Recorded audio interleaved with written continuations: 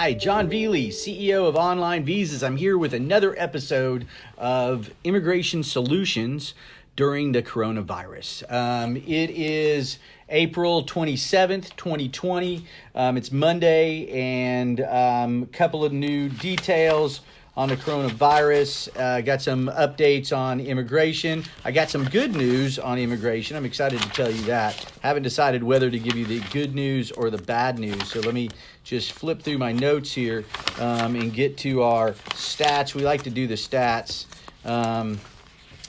So the stats are, never good right now. In the world, we have 2.8 million cases, and it looks like we're at 196 deaths. So very, very close. We should probably hit it today or tomorrow of 200,000 deaths in the world. To make things even more somber, is the high end of the estimate we thought we'd have in the United States. And I don't know if anybody's come off that. In the United States, we are nearing in on 1 million cases, 931,000 cases and about 50,000 deaths. So, that's never any fun to do. What I like to do in this program is talk about immigration and the coronavirus and how to handle that. But we also like to keep it light. Like to talk a little bit about life. But one of the things that I think is missing in our leadership is enough compassion. We all want to open the economy, self-included. This is tough on business. I'd like to get a haircut, having a little corona hair going. Been a while since I had one of those, and my hairstylist, Melissa Bennett, promises me when our city reopens on May 1st that I'm first in line for a haircut, and Melissa can't wait to get rid of the shagginess. We all have irritants, for sure, but I think we need to have a little compassion for those who are dying. There's been some pressure put on the New Yorkers, to kind of lighten up about this thing. Look, and I think opening the country up in phases and opening up different parts of the country is the right thing to do. But we need to have compassion for those who are losing life. And we also need to be smart that we don't have a second wave, and we probably will if we open back up. But if we do, that it doesn't overwhelm our healthcare facilities and our doctors and things like that. That we'll just be back at it again, and wouldn't it be better to get it out of the way and then to go on with life? And we're all hopeful for that. I think most of us are optimistic. I know I am. I know my kids want to go to see their friends again, and God, they'd love to go back to school if they could. So look, that's where we're at. That's life. On immigration, I think on that note, I'm going to talk about the good news in immigration. There is some good news in immigration, and that is really amazing. It has to do with the Visa Bulletin. See this? The Visa Bulletin. The Visa Bulletin is put out every month, usually on the 15th, and it didn't come out on the 15th this month, and I was curious about that because I go over it. Now, what the Visa Bulletin is for, it has to deal with the concept of a priority date. The priority date is when you file either your labor certification application for some green cards or your visa application, your I-140 or I-130. And I-140s are for employment-based green cards. I-130s are for marriage-based green cards or family-based green cards, right? And so in April of 2020, we were really backlogged, right? And so let's look at our employment-based numbers. So on employment-based numbers in April of 2020, these things were backed up, and we were looking at if you were a first preference person, not from the countries of China, El Salvador, India, Mexico, Philippines, or Vietnam, you had a long waiting list, at least a year out. And before that, it was about a year and 3 months. And last month, or it opened up for May of 2020, that has just come out, a lot of green cards went current. And what does that mean? So if your green card, you see this little chart right here, and if you want more information on this chart, or for me to send you this chart or how to explain this chart, so the green cards come in categories. EB1 is for extraordinary ability, it's for outstanding researchers, and it's for multinational executives, right? That's top of the food chain, EB1, right? EB2 are part of the perm application, and those are for advanced degree professionals and stuff like that. EB3 are sort of for the regular workers. Hey, Dwayne Williamson's out there. How you doing, Bone? It's good to see you. And Daryl Lane.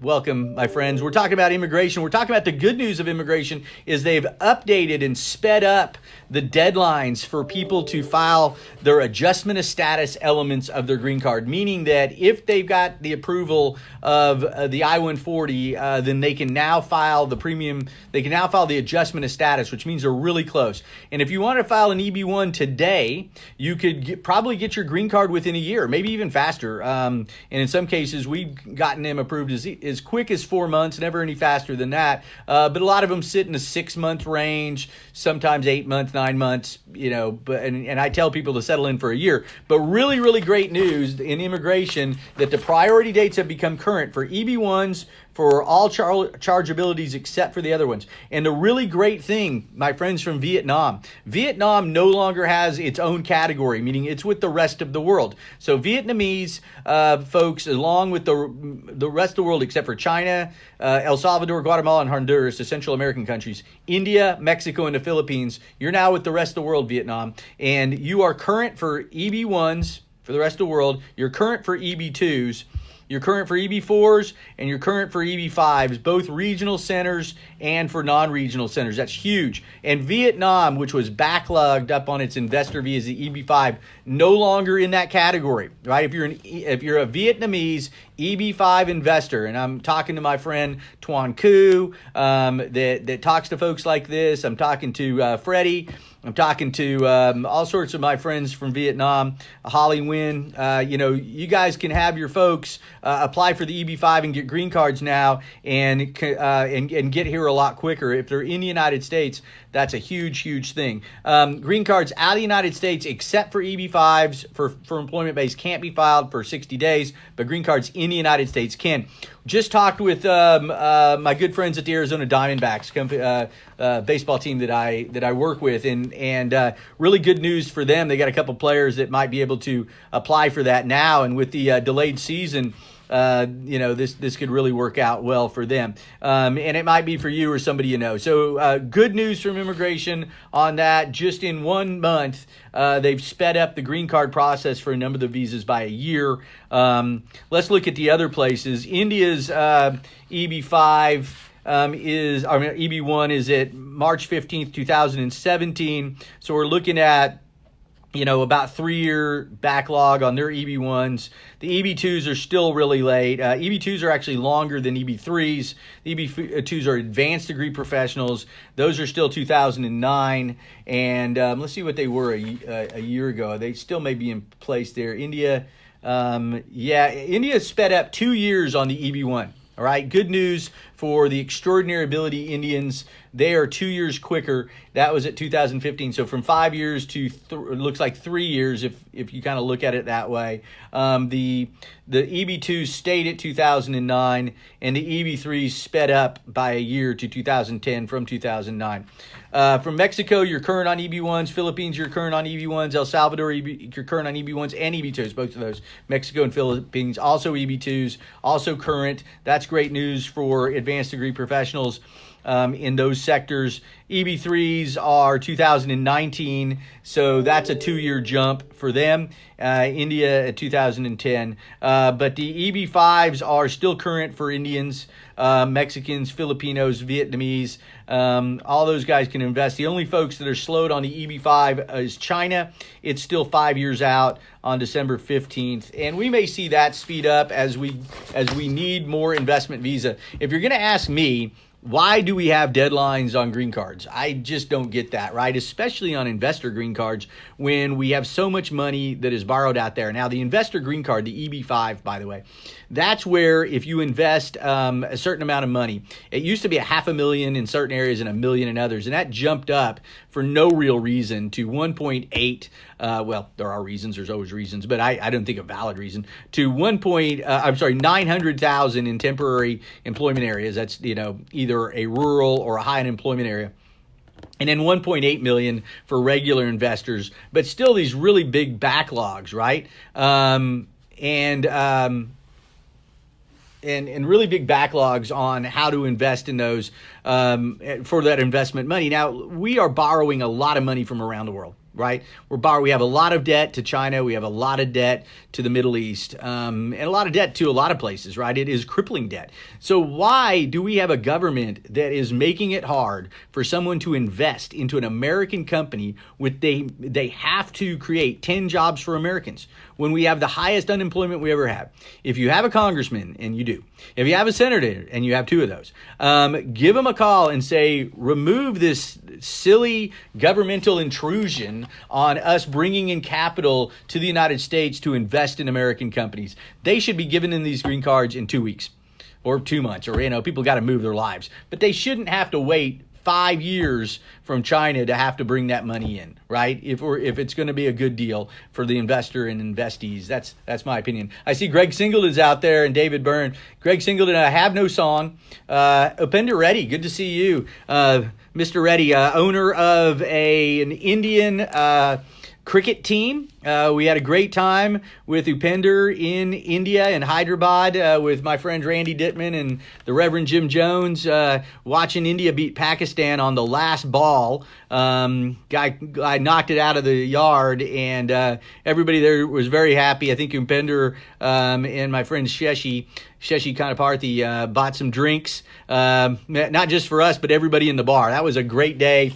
I had never known much about cricket, but it was really fun to see these 2 countries, battling, 2 countries that have a great rivalry with each other, battling on that. So good to see Upender, up late in India, tuning in to us right now on this show. Immigration solutions during the coronavirus. Now, okay, some just updates on immigration. These are the days during the work I wear a suit, I got glasses on. Unlike Friday, where we did a special. We always on Friday, we have How to Practice Law in a Hawaiian Shirt. And if you tuned in Friday, we upped the stakes because I'd learned that a lot of attorneys around the country had honed in on my territory and were wearing Hawaiian shirts while practicing law. And, there's just not much of a barrier to entry there. Anybody can have a Hawaiian shirt. Most guys do. So all they had to do was put one on. And the next thing you know, the market's saturated with attorneys in Hawaiian shirts. But I upped it.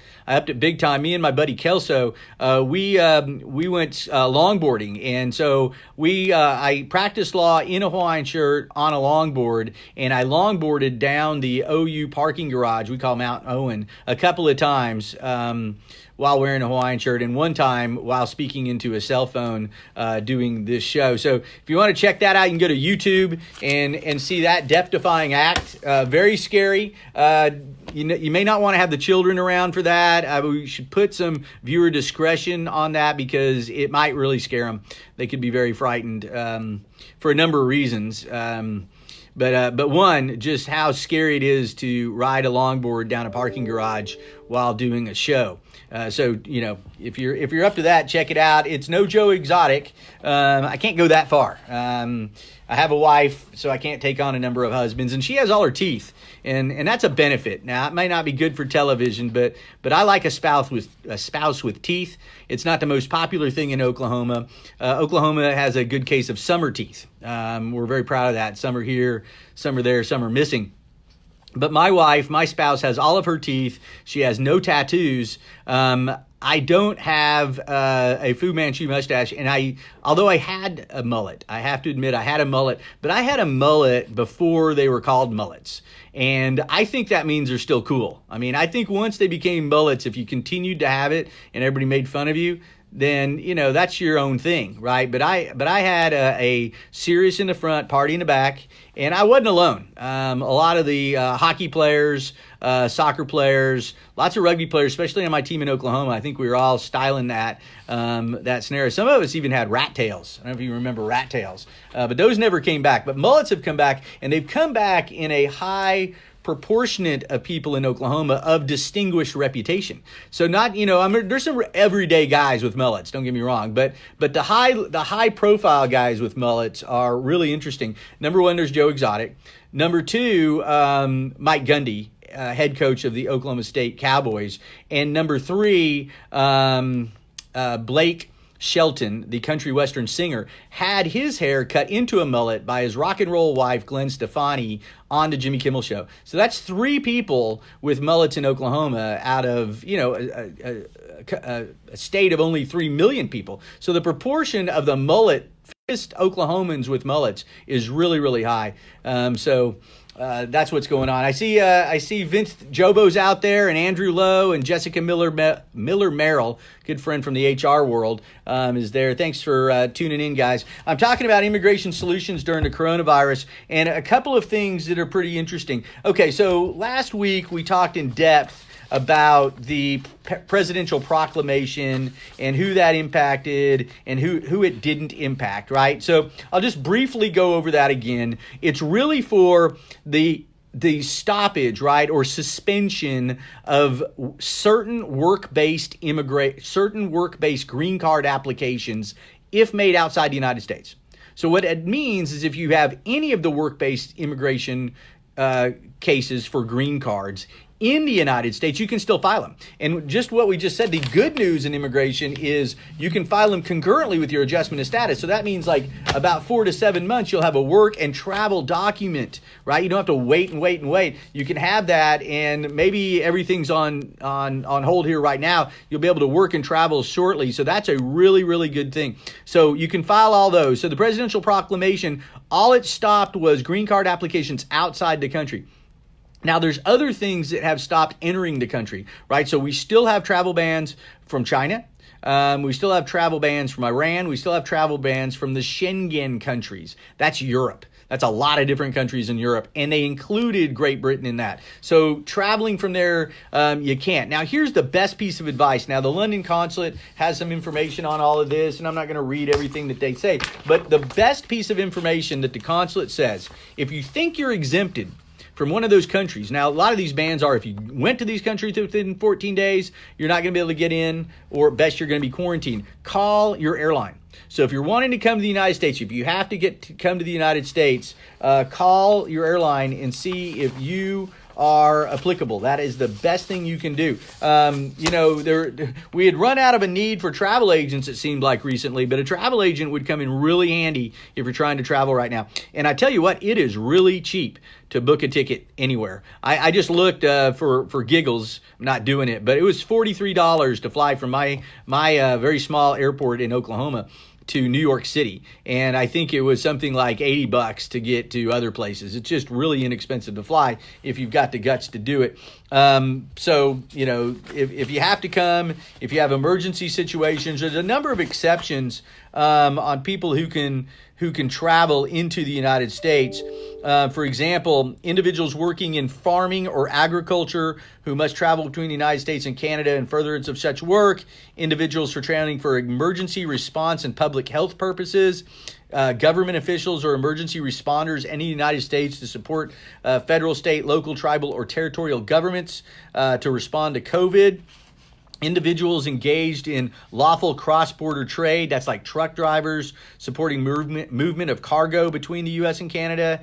Individuals engaged in official government travel or diplomatic travel, members of the U.S. Armed Forces and their spouses and children, and individuals engaged in military-related operations. And then the following travel does not fall within the definition of essential travel for the purpose of this notification. Individuals traveling for tourism purposes, sightseeing, recreation, gambling, attending cultural events. Tough for you guys to get in right now. I don't think you probably want to. But again, contact your travel agent. Contract the airlines if you're going to want to do that. Those are important things. There's things like crew members get in. These are the sort of things that, the acts that we're looking at, the China Travel Proclamation still in effect, the Iran Travel Proclamation's in effect, the European Schengen Area Proclamation's in effect, and the Ireland and United Kingdom Proclamation still in effect. You probably know how to do this, but, just Googling COVID-19 and travel or COVID-19 and immigration or visas will do that. There's also folks that do come in, and you can come in, may be subjected to quarantine. quarantine. So be really careful about that. You know, you might have this thing you got to come in for. The next thing you know, you're stuck in quarantine for a couple of days. There's looks like 13 major airports that are implementing the joint U.S. Custom and Border Protection and Transportation Security Administration task force to deal with this. And they basically, these airports are JFK in New York, O'Hare in Chicago, SFO, LAX, Seattle, Honolulu, Atlanta, Dulles in DC, Newark, Dallas, Fort Worth, Detroit, Boston, and Miami are airports that are under intense scrutiny because there's so many people from around the world go there, right? I see Drake Nelson's out there. Good to see you, Drake, and Deanna Hayes. Sloan, thanks for showing up. I'm John Velie. We're talking about immigration solutions during the coronavirus. We do this pretty much every work day, and on Friday we do it in a Hawaiian shirt and drinking a beer. I didn't drink a beer this Friday because we were longboarding down parking garages. But, we might have to up our game and do that. Paul Yonke's out there. It's good to see you, Paul. Hope you're doing well. Sheltering in San Diego, I assume. Mike Williams, good to see you. Just talking immigration right now and the coronavirus. I was thinking of things the other day. Certain truths out there. If you ingest a disinfectant, you will not die of the coronavirus. This is also true of cutting your head off and or putting it in a microwave. Cutting it off will mean that you won't die of the coronavirus, but you also won't die of the coronavirus if you cut it off and put it in the microwave. You won't die of the coronavirus if you stuff your pockets with bloody fish and jump into shark-infested waters. Guaranteed you will not die of the coronavirus if you do that. If you have a toaster that's plugged into the wall and you're taking a bath, if you throw that toaster or pull it in, to your bath water, you won't die of the coronavirus. There's a couple other reasons if you think about it. Let's see, shooting yourself in the head, won't die of the coronavirus. If you lock yourself in your garage, turn on the car and let it run and hang out there long enough, you won't die from the coronavirus if you do that. Andrew Lowe's there. Andrew, what do you think? Are there some other examples of that we can keep ourselves from dying of the coronavirus? Another reason that the coronavirus would not be a reason for death would be jumping off a really tall building. Now, it has to be tall enough, because if it's not tall enough and you jump off that building, you could still later die from the coronavirus. But if it's tall enough, and I'm thinking at least 6 stories would safely help you. If you jumped off of that, you wouldn't die from the coronavirus. Bridges, jumping off of bridges if they're tall enough. And the water might need to be icy enough. You might survive the fall, swim out of it, get to shore, contract the coronavirus, and die from that. So you make sure that you look into these things before you take any of these drastic reasons on how to not die from the coronavirus. And consult with a doctor. If you don't want to die from the coronavirus and you say, hey, doc, I don't want to die for a coronavirus. Can I not die from the coronavirus if and then you ask them, maybe take a machete and, stab myself in my stomach. And say, would the coronavirus be the cause of death? He'd probably say no. But, doctors know better than I do. I'm not a doctor. I don't pretend to be a doctor. I don't play a doctor on any television shows. I'm a juris doctor. That means I can practice law, but it specifically means I can't practice medicine because I do not also have a medical doctor's degree, nor have I passed any licensure for being a doctor. Now, going back to immigration, New Jersey has waived its state licensure for doctors to help them with the coronavirus. And what's really cool about that is we know a bunch of doctors in India, which are some amazing, amazing doctors. And, you might not know this, but 1 in 4 doctors in the United States are immigrants, and a lot of them are from India. And a lot of them want to come help, and it's difficult. You have to take some very difficult tests, 3 tests, 2 that are offered outside the United States, 1 that's in the United States. And then you also have to be licensed to practice. And sometimes you have to have been in a state for some residency terms. And so states have been waiving and lowering that. For example, New York has lowered the amount of time you have to be in New York to 1 year, and Massachusetts has lowered it to 2. I think they'd both been 3.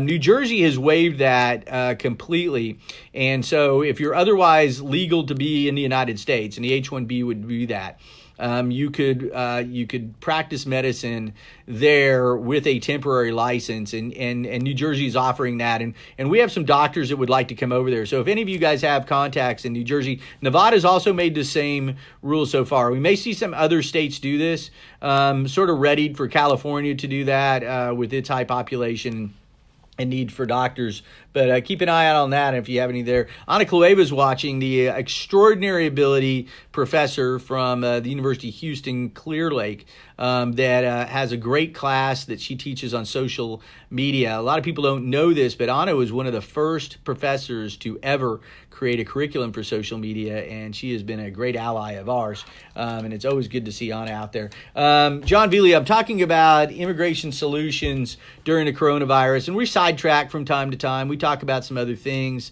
Again, I think that our leaders should be a little bit more compassionate to those of us who are suffering from this disease right now, and especially the states that are suffering from the disease. In New York and New Jersey, in particular, Massachusetts are really bad right now. We really need to be sympathetic to them, and that they can come back when they need. But, the positive sides of what's going on right now are there, right? It's springtime. It's beautiful. I've spent so much time with my family. It's been fantastic. My daughters are dancers. They're gone all the time, and they're just 13 and 14. But it's really great to spend so much time. I went home for lunch. We walked the dog. We went down. We did a local restaurant, had sandwiches, and we can't dine in, but, the takeout and helping them stay afloat is an important thing. So we did that. And that was pretty cool, just to see everybody in the middle of a day on a Monday. And we had a great weekend. We barbecued out. We had to have a mini, hardly anybody there, birthday party. My son, John, turned 23.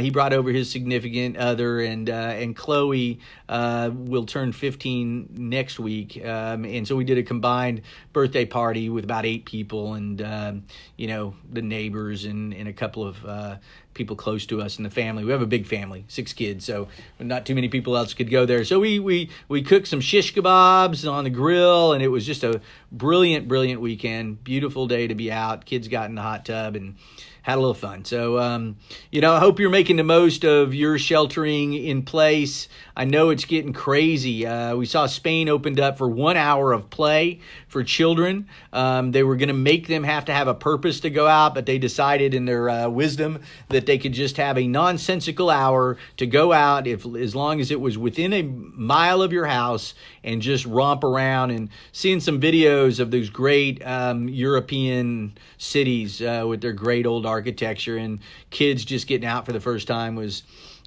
nice to see. Look, we're about to open up, more and more states here in America, and just hope people can be smart. I really can't say enough. Quit making this political. Either way, quit making it political. But the political element that this doesn't really exist is there's just too many examples of people that, think this is a sign of toughness to not wear a mask or go be around people, and they're dying because, this is a strain of a virus that came from animals. While there are people that have built up immunities, we just don't have the natural immunities that we do for human-to-human strains of viruses. The animal-to-human strain of virus is why they call it a novel virus, right? So that's what SARS was. And those are why these become pandemics and they wipe out, lots and lots of people around the world, is that we're not used to them. Our bodies aren't used to them. And so, you can think you're tough, but it's not a sign of weakness to wear a mask. Come on, that's just silly. And it's not a sign of weakness to stand 6 feet away from somebody, and it's not a sign of weakness to push back a little bit if somebody's getting too close to you when they're talking. You can do all that, and you should. It's it's not that hard. Brad Carroll's out there. He's a good man right there. Fought for our country, played a little rugby at OU, and a good guy down in Dallas. Good to see you, Brad. We're talking about immigration solutions during the coronavirus and everything else that comes to mind. And, a lot of interesting things that are out right now. There's a lot of resources that we're putting on our website, OnlineVisas.com. If you go to the COVID-19 news, we're putting these things up there, things that we're getting from consulates, things that we're getting from USCIS. There's a lot of places that are implicated by immigration that you don't always think about. There's a lot of agencies involved, right? So one agency is USCIS, and they may have rules, but their rules are different than the State Department's rules. The State Department governs the consulates. That's where people go get visas. Those are also where the embassies are. Those are the same thing. So a consulate is a building that is United States government property in a foreign country, right? So you can get things approved at USCIS, and you may not be able to get through the consulates with that approval, because the consulate may still be closed, and they are. We think that we're going to see them open up in May or June, but we don't really know yet till they do. And it really depends on, I think, as we see states slowly open, if there's going to be a spike or a significant spike in the coronavirus when that happens. So, but the State Department, there's a thing called Border Patrol. These are the folks that are at the airport, those are if you're going from Mexico to Canada, Mexico to the United States, or from the United States to Canada or back. That's Border Patrol there. They have a different set of things. Borders are slated to open in Canada and in Mexico, I believe on May 20th. So that's coming up soon. There's some dates that May 3rd that USCIS may start opening the interviews in person. So look, those are all positive things. Some other positive things in a negative world are that, on April 26th, we had 2,151 deaths in the United States, and that was an increase of 409. But yesterday, we had 1,776 deaths, and that's a decrease of 375. Now, look, that's just one fact point, and there's a lot out there, and it can go back up. But look, just hang tight. We're going to be okay. Be politicians. Listen to your doctors, and try to wear coverings when you go out in public, and just be reasonable.